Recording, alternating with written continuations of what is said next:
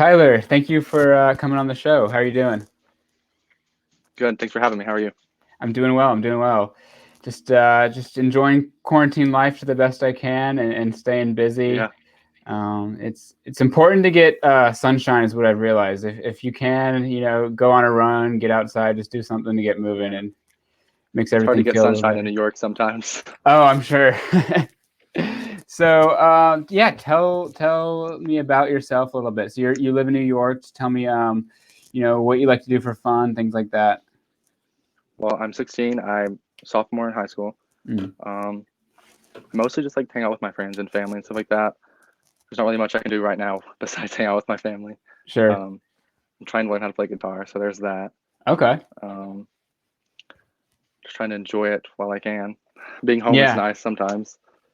Yeah, right. And at least you're not a senior right now, because I've heard Yeah, from a few people that it's very disappointing, and prom's canceled and graduation and all that. So, yeah. A lot of my friends are seniors, and they didn't cancel our school until yesterday.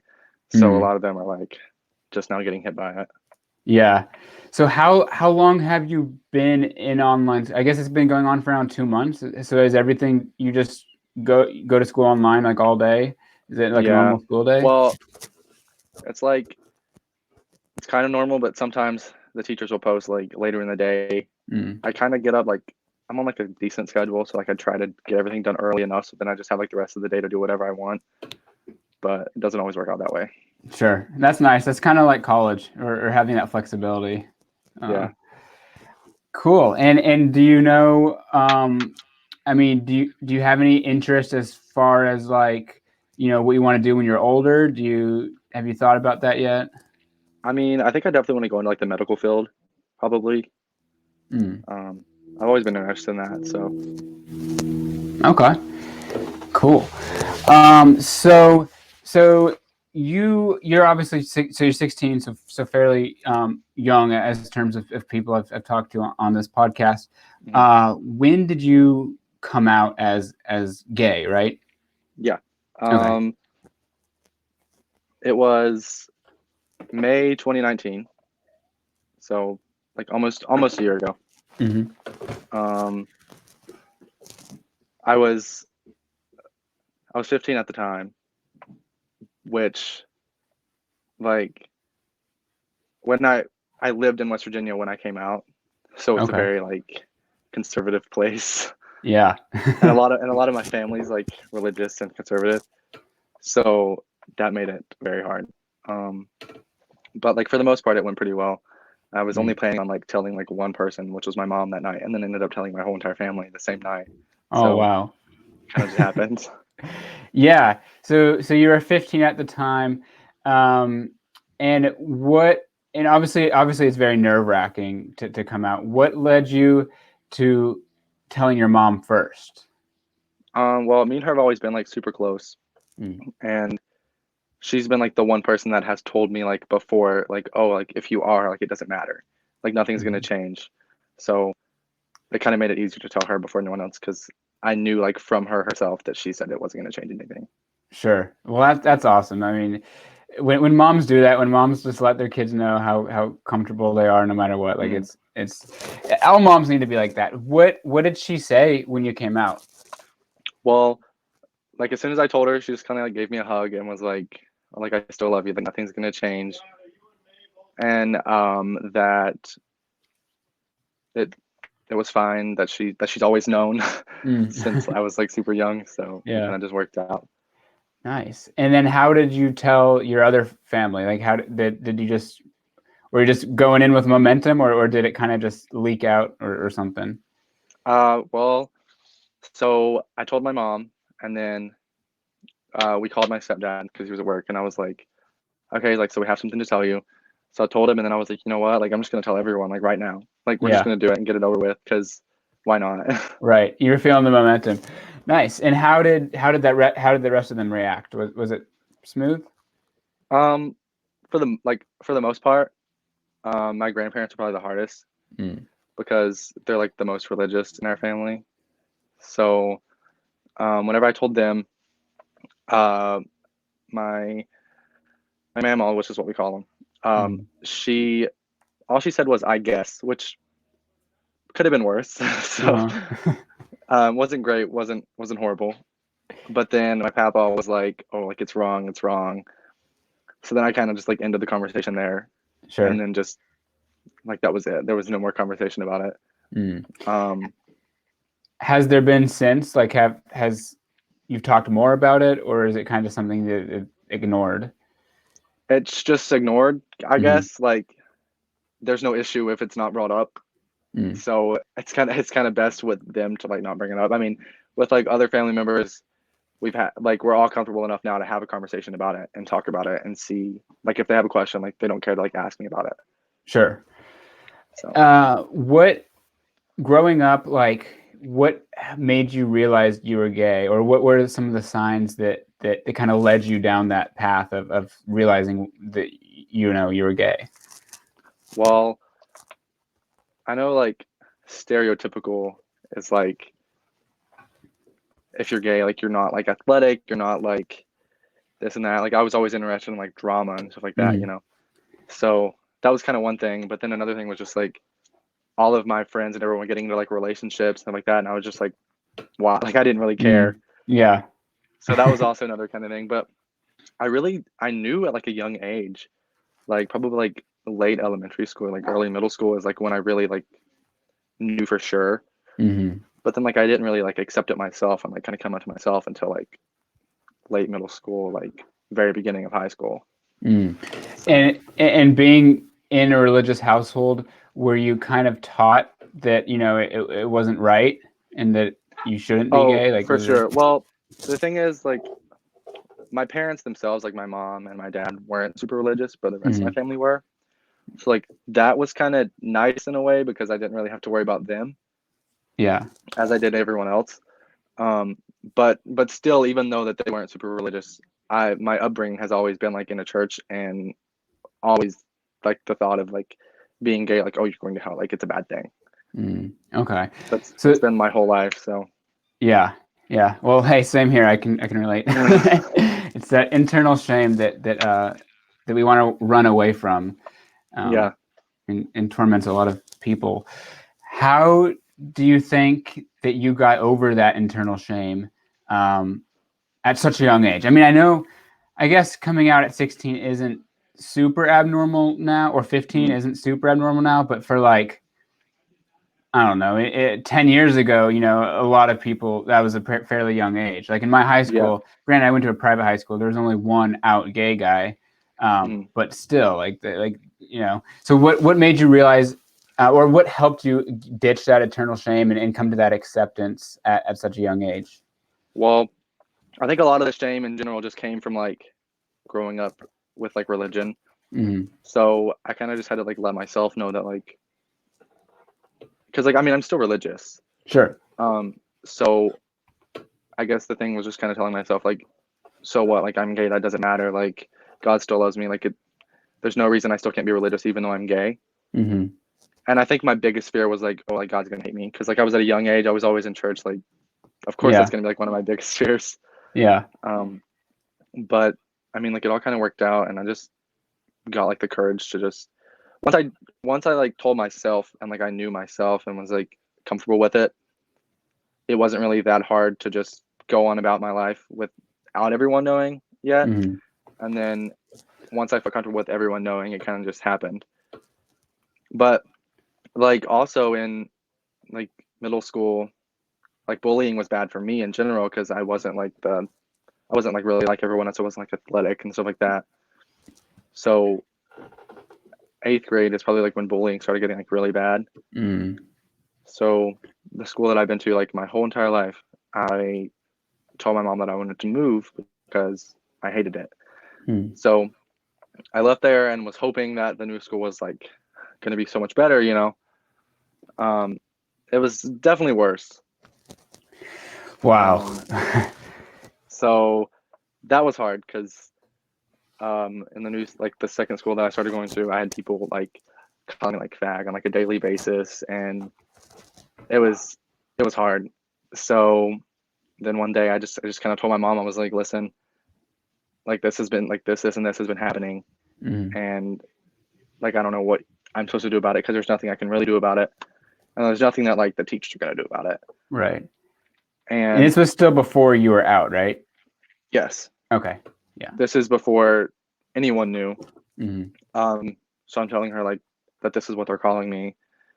Because I mean everyone had their suspicions. I mean it was obvious that I Sure. was, but and so we're in the car, we're in the drive-through, and I'm telling her all this, and I'm crying my eyes out in the car, and that's when she said like, "Are like?" She asked, "Are you?" And I said no, and she was like, "Well, if you are, like, it doesn't matter." Like that's when Hmm. that happened. Hmm. So That's awesome. And how has the church been um receptive? Like how are you in your church life? Like do you have friends at youth group or in the church? well, How have that realm taken it? the church that I went to is where I used to live, so it's in West Virginia, obviously, Hmm. and so I don't really.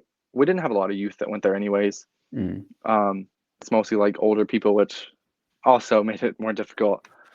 So, um, I guess they're like, I don't know. I don't really talk to them anymore. Like Hmm. some of them, I talk to every now and then. They'll just like text me and be like, "Oh, like how are you? Like how's your mom?" And I'm like, "Oh, good." And then that's like the end of the conversation. Yeah. But I haven't been back to that church since then. But I also moved away, Hmm. so I don't really think anything would be said if I did go back.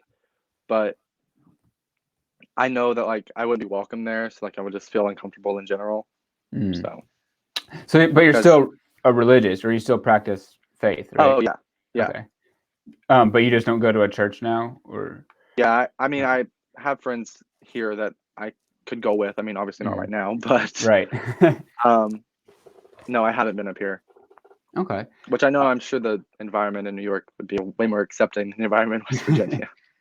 Yeah, yeah, and I ask because I know a lot of kids are in that similar position. They struggle with it, or they are religious and they might think that they can't be both gay and religious, Mhm. which That I was me don't. for a long time. Oh, okay. Talk to me about that.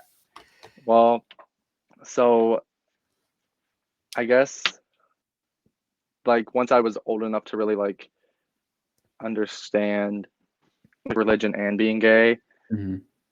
like and I'm all and with always being taught that like those two do not go together, Hmm. is like what made it really hard for me to even like accept myself, like tell myself I was, because like oh like I tell myself I am, everything ends right there. Like, you know, Yeah. so um then like I guess I kind of just started like going to church more and like studying more about things, and then me doing my own like stuff, and like going away from like the church and doing like my own research and stuff like that. I realized myself that like it's not that big it's like not an issue. Yeah, did you realize that like I mean everyone has their own different interpretations, but you just realized that God can be loving of all people and it doesn't really Yeah. matter, um what you do, it's more of who you are on the inside and just Hmm. as a human. Okay, cool. Um and then so how is it in New York at your current high school? Are you able to be out and proud or do you still face Oh, for bullying? sure. Okay. um I moved here in June, which was like a month after I came out. So I moved here in June, and then my plan was like, oh, I'm gonna start school, like I'm not gonna hide it, like there's no point. Yeah. That didn't happen actually. I started school, and then if someone asked me, I didn't say no, but I also wasn't saying yes. I was kind of just like avoiding the question in general. Mm. But everyone already knew because like my attitude had changed and stuff like that ever since I came out. So I wasn't like pulling all that back in just because I started a new school. So um, in December, over our like Christmas break, I posted like a post on Instagram, and it was like surprise, surprise, I'm into guys, and then like that was it. So then everyone knows now at school, Yeah. and then people that like have talked to me, they're like, oh, like we know. And so I mean, I wasn't Okay. hiding it, but I also wasn't like just putting it out there. But now it's like I don't care. Right, right. Now you're completely open about it. Um, Mhm. did your friends know before that Instagram post, or was it just something again that like you didn't talk about? A couple. A couple. Okay. There were some Um, that I haven't told, but then there was some that knew. yeah. And then since the Instagram post has, I mean, you probably didn't go to school for too long before this all Mhm. happened, but did you experience any type of backlash or bullying or anything? No, not at all. And I was because we still live in a small town, Hmm.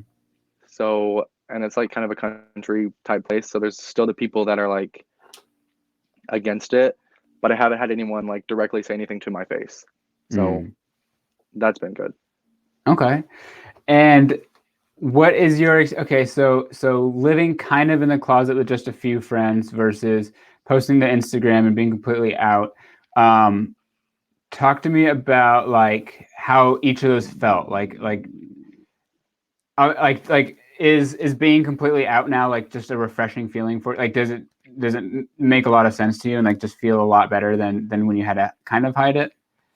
Definitely. Whenever I was like kind of hiding it, I was kind of because I had made a ton of like whenever I first moved to the school, I didn't know a single person. Right. So I made a ton of friends that I didn't expect to make. And then I was kind of like, okay, I made all these friends. What happens when they know? Like, do I lose them all? Just like I Yeah. lost everyone where I used to live, you know? Mm. So whenever I came out, I feel like I gained more friends than I had. Mm. So it's it's a lot better now. And I mean, it was nice both ways because people knew, but now everyone knows. So it's like I was always still a little on edge before, like if the wrong person found out, and I wasn't ready to tell everyone in the school if they told everyone, you know. Right. And that's yeah. That can be hard. The threat of being outed, of course. Hmm. So when we connected, we reached out on Instagram. You mentioned that you were having a conversation late at night with one of your friends um, about the LGBT experience, just about things that gay people go through, that a Hmm. lot of straight people don't have to face, and that you really opened your friend's eyes to stuff that she wasn't aware of. Hmm. Uh, can you kind of talk to me about that? What exactly were you mentioning, and like what did she not realize about the community that she learned? Yeah, well, the conversation kind of started like we were just talking about it in general, and I just said, "Oh, like it's just always going to be harder for like me and just like LGBT people in general because there's things that like we face every day that other people like don't face." And she said, Mm. "Like what? Like explain it to me." So then I was just kind of like how there it's literally illegal in some places to like be yourself, Yeah. and not so much in America, but just in general. And um how like it's always been normal to be straight, like it's been the default, but like now, but it's also better now that more people are speaking up about it. Um and about how like people can literally be denied healthcare because of who they are, Hmm. and like the hate crimes that are just like discrimination in general that straight people wouldn't face. Mm. Yeah. Have you have you been? This is a little bit of a personal question, but have you been on like a date with a guy like in a public place before, or held hands or Mhm. did anything? Okay. Yeah. How did that feel? It was that in New York. Yeah. How did that feel like your first time or two?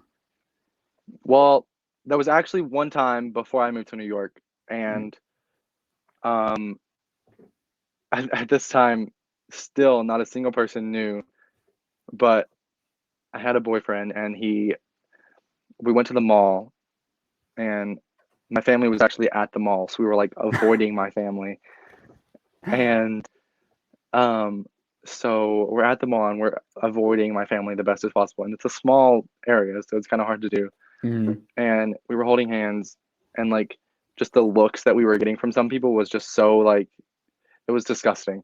And Yeah. then, but here, um, that what like it was just normal. Sure. Yes. Like no one made a big deal out of it. No one was like giving us weird looks. So Yeah. That's one of the big differences. I know I went to college in Mississippi and I wasn't out until my senior year in college, but once I was out and I had gay friends, that told me like they've gotten in fights before because they were walking out of a bar with their boyfriend and holding hands, and some rednecks in Mississippi are giving them crap and literally got in like physical fight, which is just one of those things that a lot of straight people probably don't think about. Is just that we face those kind of discriminations, and even if it's not like a physical fight or verbal abuse or assault, looks are a big one. just a dirty look can upset your day. And like at my school here, we have this thing called GSA, which is like Gender Sexuality Alliances. So and there's like posters around the school about it, and I guess we were in class one day talking, and this one kid was like going down the hallway, like ripping down the posters. Oh wow. And was saying like, I can't wave my flag, they can't wave theirs, talking about the Confederate flag. So people. I mean, it's obviously everywhere you go, it's going to be that way. But yeah.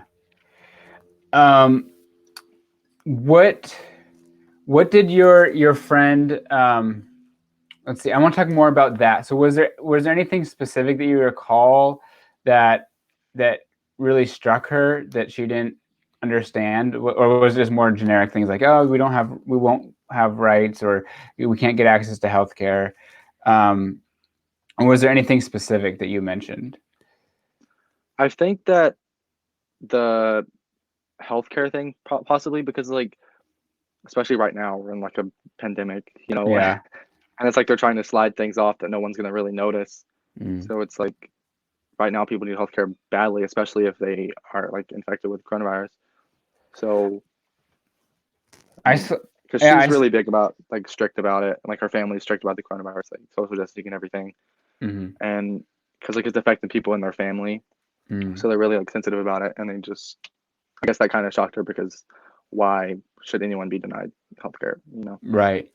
Oh, absolutely. I saw something like 6 states have legislation passed within, or have a bill that's supposed to be coming in the next year or so, that denies trans youth access to healthcare, along with a few other terrible things. And I have to do more research on it. I kind of briefly saw it and then set it off to the side. But if that's true, like that's just ridiculous. Where are we going if we're denying people access to healthcare, because they're trans? Like that's just absurd. It's like we move forward so far, and then we take like 20 steps back. Yeah, right. Where we need to be. Yeah, it's 1 step forward, 2 step back. And then I realized. So I was walking my dog the other day, and I just had one of those thoughts that just pops in my head. I was like, we're one Supreme Court justice, away from dying, or one Supreme Court justice has to die that's liberal, and who knows if marriage equality could get revoked, right? Like, depending on who's nominated, that 5-4 split is so vital. And Ruth Bader Ginsburg is up in age, so we're, come on, hold on. But because you realize how fragile it is, because we've only had marriage equality for 5 years now, coming up on this summer. Yet for me, it feels like a lifetime. I'm sure for you too. You were fairly young when that passed, but just being one justice away, and you can see how quickly things change, especially with this whole coronavirus thing going on. Like, just everyone's locked indoors now. They're passing laws that prohibit you from going outside or going to the grocery store or going to like the park without a face mask or things like that. So it's just you see how quickly things change, and it makes you realize that not only is like life fragile, but society and the rules that dictate society is fragile. But yeah, so hopefully we don't have to worry about that. Hopefully, no one on the Supreme Court dies. Right? Yeah. So what what have you learned in your experience just about being a gay teen in high school? What have you like? What have you learned about like what could you tell someone else who's a gay teen or who might be closeted? What would you tell them? Well, I mean, I guess it really just depends on the situation because, like, Hmm.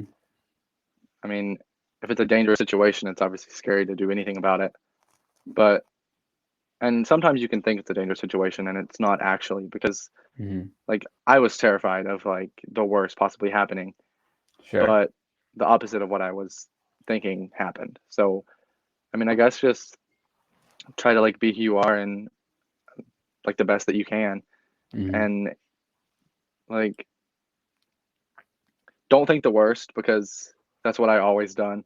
Because I Hmm. was always thinking the worst possible thing that could happen, and then it never did. So Right.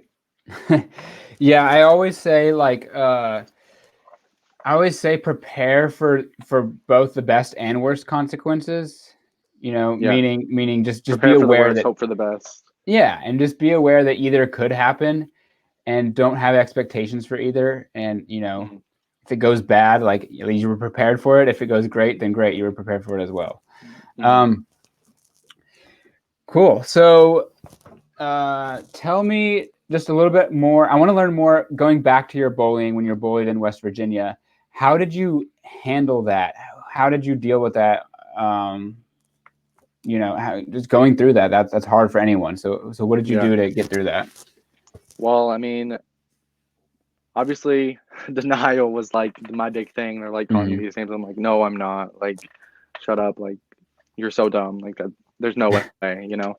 Right. And then it's just like, I was never too scared to do anything about it because if I seem too mad about it, they're gonna be like, oh, like if you're not, then you wouldn't be this upset about it, you know? Mm, yeah. So I just kind of kept like bottling it all in and like pushing it aside, which caused more problems in the end than like actually addressing it. Mm. So So would you say that if you're in a situation where you're safe physically and you know you're not going to get harmed or assaulted, would you say to that one of the best ways to defeat bullying is to like own your identity and to like stand confident in who you are or in your truth? definitely, definitely. Okay. Yeah. Yeah, that's a big one. I've had a few guests say that before. That you know, if you own who you are, then they can't make fun of you because like, what are they making fun of? You know? Yeah, because like it doesn't phase you at all, you know? Yeah. Like for me, I have different views than literally everyone in my family except for like one person, and she's my Mhm. age. So it's like it's hard to like just speak out about anything because it's like everyone comes at you and like shoots down all of your opinions. Mhm. So Have you been is there any like ever family gatherings where there's drama going on because of that of any not necessarily you being gay but just like of homophobic remarks or things like that being tossed around? there's definitely been times where I've heard things come up, and this is like before I was out. Hmm. So it's like, you know, I kind of just would just like sit there and like just like kind of put my head down and just like try to ignore it. Yeah. But also like if something shows up on the news, you'll have people being like, "Oh, that's so gross." Like, you know, Mm, yeah. like I've definitely like came across that quite a bit. Right. If Fox News is on the ticker and it says something about, Definitely. you know, transgenders not should not be allowed in the military, and then the person agrees with it, you're like, no, like get this off. Yeah, like it was a time where I like had like I was out to myself, like I accepted myself and everything, and I was comfortable with it, just not anyone else knew yet. And I was just sitting on the couch, and it showed up on the TV, and everyone was talking about it, and I was like, I'm going to my room. Yeah. Goodbye. Yeah. Yeah. So okay, so that's a good point. Um, removing yourself from the situation. So if you're in an environment that's homophobic or they're saying remarks, it does that help when you just leave? Like, is that kind of your Um, go-to strategy? yeah, it used to be, Okay. um, but now I'm I don't care what people think. I don't care who I make mad about it because I mean, if they can say what they want, so can I. Hmm. If they So can put you out fight their back if they say something. If they're like, okay, definitely nice. like if they're gonna express how they feel about it, I'm gonna express how I feel about it. They're Mhm. making me mad, so why can I like True, true. I mean, if you can't respect mine, then why should I have to respect yours? You know? Yeah. Oh, absolutely. But when you were in the closet, that probably was the best move to make, right? Was to Yeah, leave. especially because I was scared of someone finding out. So it's like Mm. if I'm sticking up for these things, Right. then there has to be a reason for me to be doing it. Yeah. It's the guilty by Because being a association thing. because being a decent human being apparently isn't good enough. Right? It's ridiculous. Like before I came out, like the last like few months probably, I definitely was being more like open and like if someone said something, I was like that like why would you even say something like that? And then Mhm. I was always getting questioned like why do you care? And it's like, well, you'll find out soon enough. Yeah. Funny thing is, But it's like uh, why who wouldn't care? Like why don't you care? yeah, yeah, literally, like people are dying, and people are Mhm. being bullied. They're killing themselves. Like it's terrible. Yeah. Um, have you have you been to Pride before? I have not. This year was gonna be my first year, but it is canceled. Ah, that's a So bummer. I'm very upset about it. Yeah, there. I've been people have been telling me to do like a virtual Pride, and I've been hearing things of a virtual. I don't. I mean, I'm looking into it, but I don't know how like you would Yeah. get that with like that many people. Right? You would want like a Mhm. lot of people. I don't know of any like servers that could host that, but I'm sure Yeah, I don't either. someone or something will come up with a way to make something fun. Um, so what are your socials if you don't mind sharing for the audience? Your TikToks, Well, Instagram.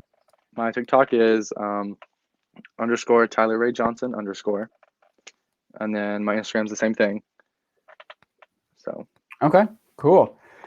Well, they can go and check you out there. Do you have anything else you'd like to add, or just any last words of wisdom for someone who might be struggling? not that I can really think of, just like be yourself, you know. Okay, perfect. Well, Tyler, thank you so much for coming on and sharing your story. Thanks for having me. Yeah, absolutely. Bye bye.